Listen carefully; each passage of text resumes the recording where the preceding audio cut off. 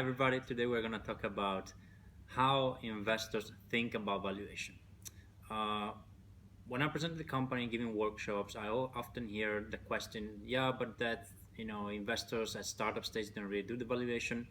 Uh, Truth is they do, but just the way they present it to you may be a little bit different. So uh, they maybe do not refer to valuation directly, but they are going to talk about the stake they're going to take in your company and the amount that they're going to invest, which is uh, a way to also talk about valuation.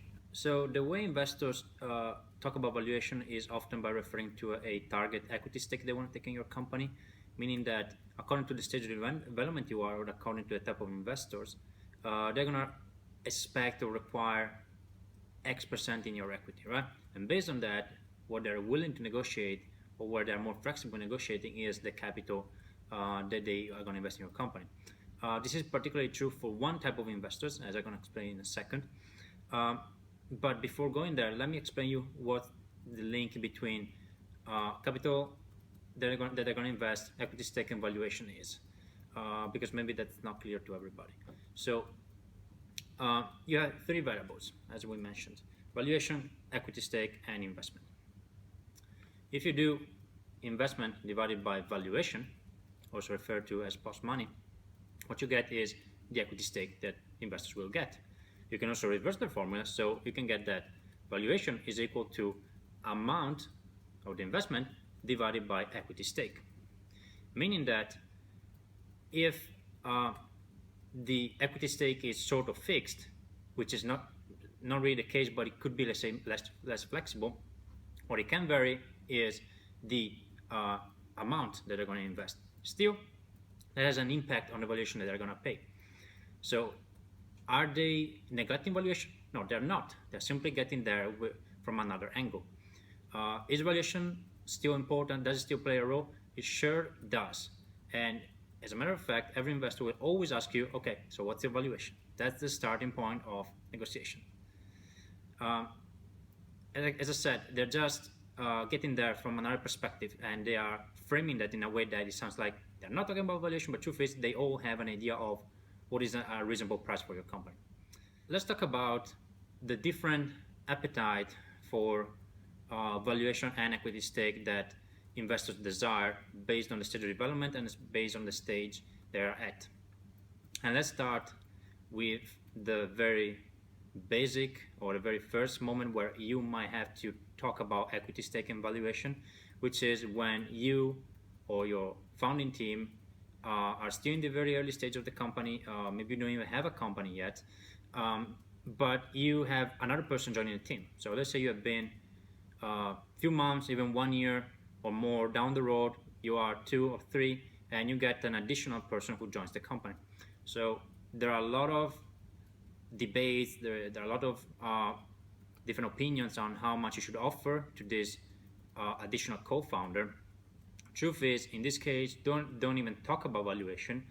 Focus on the incentives that this guy should have in order to get to an exit. So you have to imagine that this guy, if he becomes a co-founder, you're willing to actually give him any stake, you should be open to talk about minimum, and I say minimum, 5%. If it's below, that what you're willing to give is below 5% at that stage of the company, so before you maybe even have a legal entity, then I would say you should have some reasonable concerns that you're gonna that he may not be incentivized for the long run. So below 5%, it's I would say a no-go. From anything north of 5% till the same amount that you and the other co-founders or the other founders have, that's I would say the way to go. So keep in mind incentives and long run when we do that kind of equation.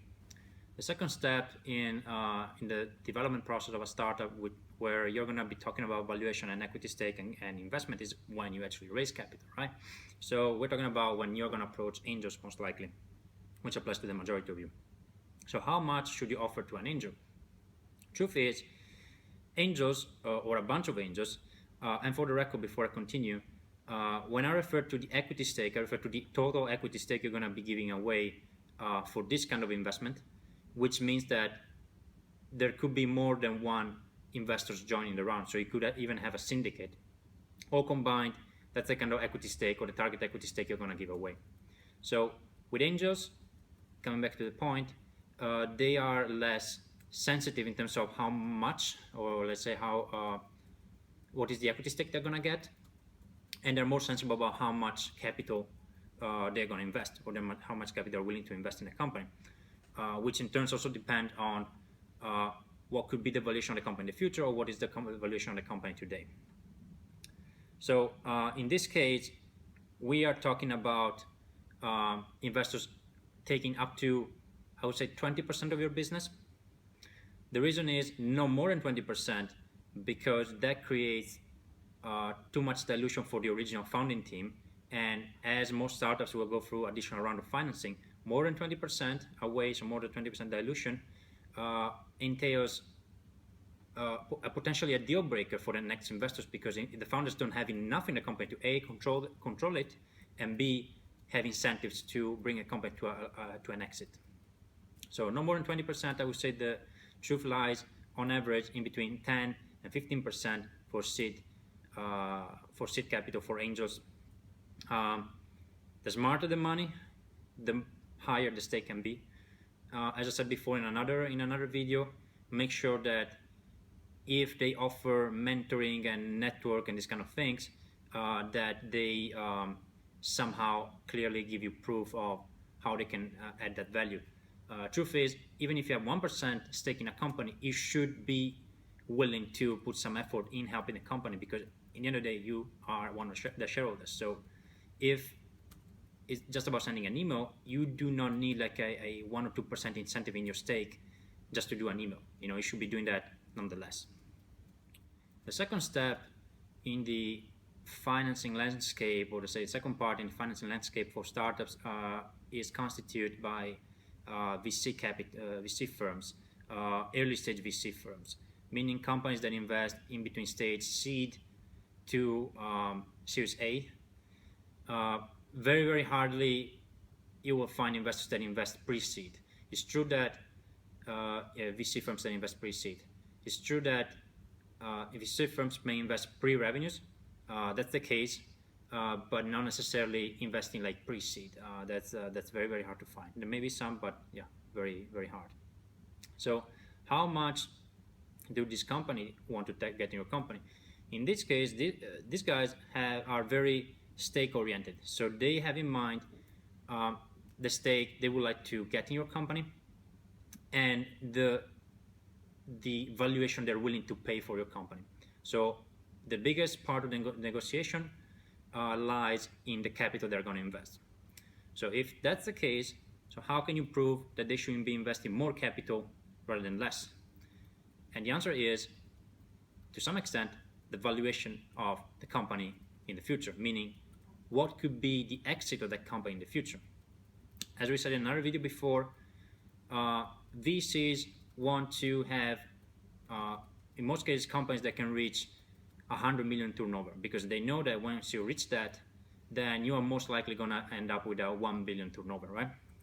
So if you can prove that, then they usually are more willing to put in more capital if that's what's needed to get there. So they're very goal-oriented, very long-term, yet they want to have a stake that ranges in between 15 to a max of 30%, maybe 35, but I would say max 30%, with an average lying in 25%. So after early stage VC firms, you have later stage VC firms, or even called growth VCs, growth capital, you name it. So we're talking about Series B to Series C. So that's where the stake they're going to take is relevant, and actually determining the valuation is even more relevant. Is actually the valuation is determined with a direct approach, because companies at that stage usually have track record, they've been existing for a while, they probably are comparable, so it's easier on paper to apply traditional valuation methods. VCs at this stage invest anything from 5 million and north of that. They probably are like analysts that do valuation and scenarios, etc. So and they also don't see that many deals, right? So they can afford to spend more time per deal to do all the due diligence. So how much do this guy want to take in your company? Well, Series B to C, we're talking about firms with substantial track record, most likely substantial growth. So the stake that the maximum stake they know they can take is lower than Series A. So instead of 30%, the maximum stake, I would say it's 20%. So it's in between 10 and 20% with an average of 15. Again, in this case, there may be more firms joining the round. In that case, also the decimals of the stake are more relevant than in the previous stages. So after Series B and C, we get to companies investing in Series D and E, can even be F in some cases. But say Series D and E, here we're talking about large investments, very high valuations. We're talking about traditional valuation methods being applied. And here the equity stake is, and the amount they're going to invest is actually calculated to the decimal, or even like smaller than that. The main variables in this case are indeed the valuation rather than the amount that they're going to invest, because the amount is pretty much determined by the company, and investors trust that at that stage of development the companies know exactly how much they need. They probably have like CFOs working there, so it's all about what okay, let's figure out what's the valuation and determine how much equity we're going to get and if it's acceptable. Here we're talking about a stake which is up to 15% maximum, with an average being 10% and a lower bound being 5%. And the final part, which is I would say more rare, but is represented by those companies that raise capital pre-IPO. So here we're talking about companies that want to take a little bit longer to go to the public market, but they have in mind to get there, and they just need a cash injection to get to the point where they feel that they are ready to maximize the valuation. It's a kind of mechanism that can resemble a bridge financing. So in this case, the companies try to raise just what it takes to get to the public market, and as a consequence, they try to keep the stake that they're willing to give away to the minimum, being represented by, in my view, 5%, which is the maximum that I've seen being offered at that level. They know that when they go on the public market, in most cases, they're going to offer quite a big part of the stake. Can vary from 15 to 20-25%. It depends on the case, but as they are eyeing the public market, they want to make sure that they do not dilute too much. They just want to get there when the timing is right. So that's kind of how a bridge financing may work. Okay, so I hope that this helps you to have like an idea of what is considered acceptable and where the ranges for negotiations are. Just to summarize, even if you don't hear directly the topic of valuation, still it's part of the negotiation process, and maybe you're going to discuss that in terms of the equity stake that they're going to take or the capital they're willing to invest.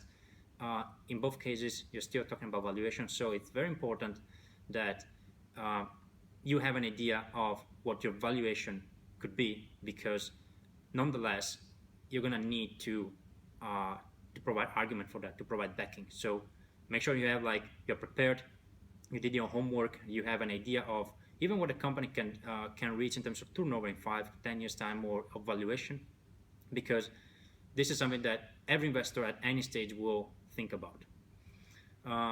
That said, thank you for watching, and see you in the next video.